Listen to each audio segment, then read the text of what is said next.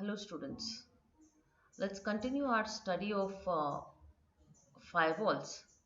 So in the last class, we had studied some basic functionalities of firewalls.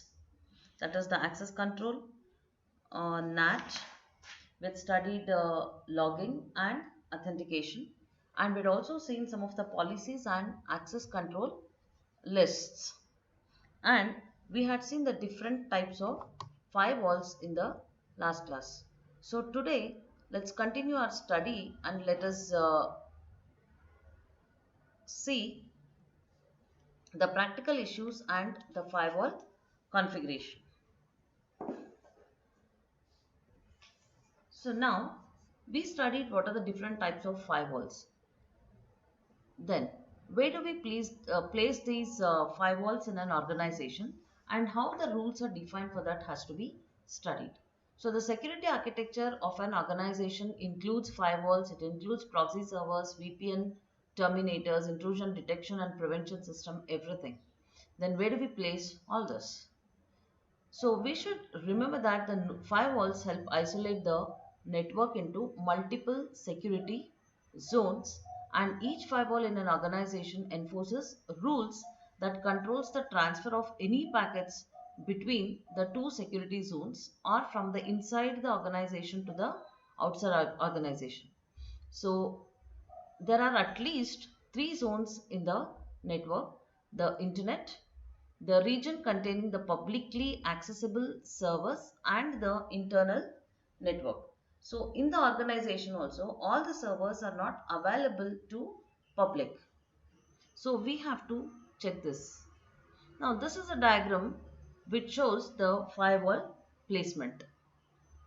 So in this, there are three firewalls. You can see that this is the border router, and this is the firewall 1, and this is the firewall 2, and there are four different zones. So here we have the internet, and this is the internal network wherein we have the user workstations from S1 to Sn, and the internal DNS, application server, database server, etc.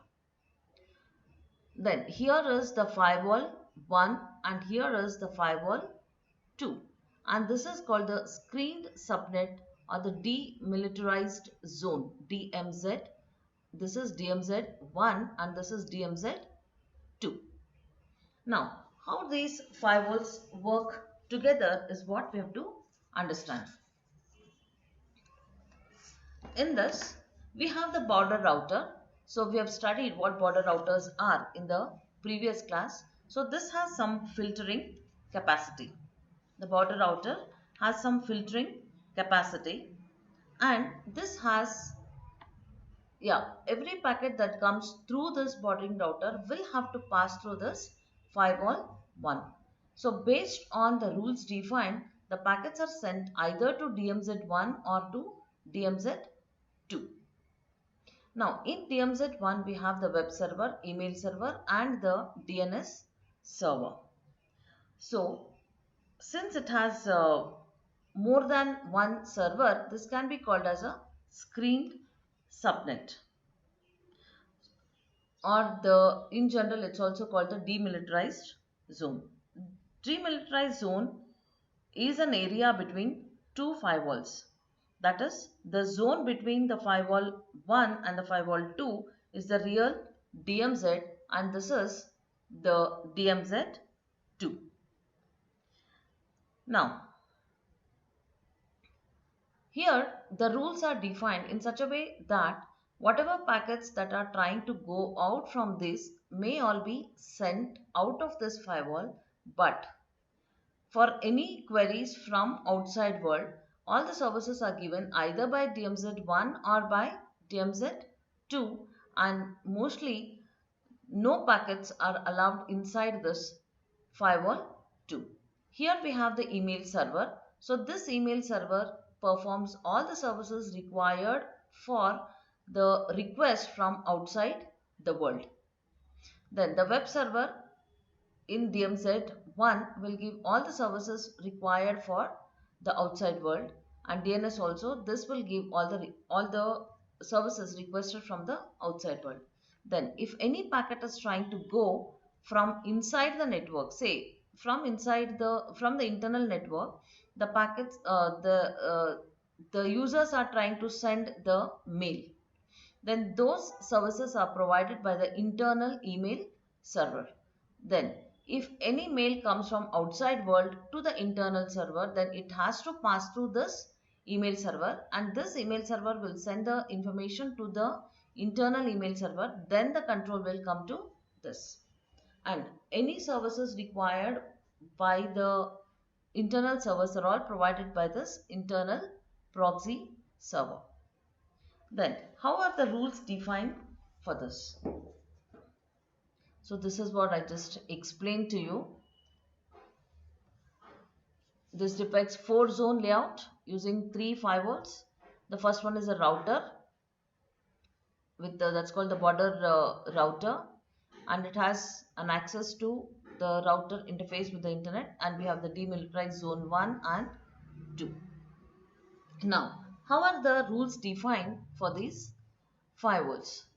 So let's see the simple rule that is defined for the firewall 2. So before defining the firewall rules, we need to identify all the possible authorized connections that might be set up between any pair of machines in two different zones in the firewall. So between the two pair of machines, what are the possible packets, or what are the possible connections or the authorized communication that can be done should all be studied. Then this table below shows the rules defined for firewall 2. Now it shows that the rule 1 is, from wherever the packet is, if it is to the internal network, then drop that packet. That means all the servers in the internal network is all protected. And if the mail from the user is going to the internal mail server, then accept. That is, this is allow the outgoing packets for outgoing mail packets from the internal server. Then from the user, if it's to the proxy server, then also accept. That is, this firewall 2 defines the rules in such a way that no packets are allowed inside, only the packets may be going outside the network.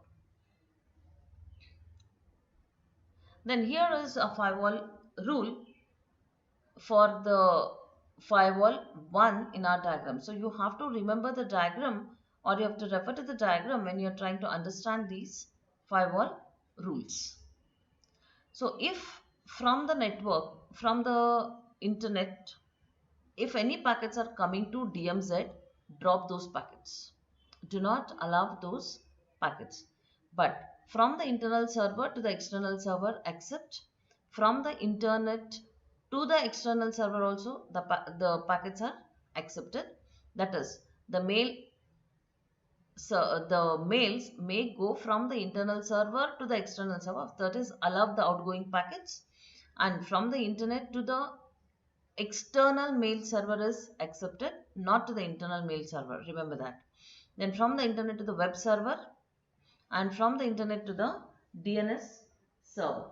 So these 3 servers, that is the external mail server, web server and DNS server, are all placed in the demilitarized zone 1. That is in the firewall.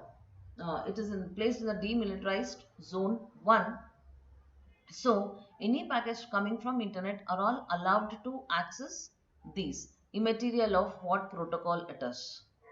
But if any packet is coming to the demilitarized zone 1, then drop those packets. That is, if it's coming from inside, drop those packets. Then proxy and email server, if it is coming from internet, then accept them.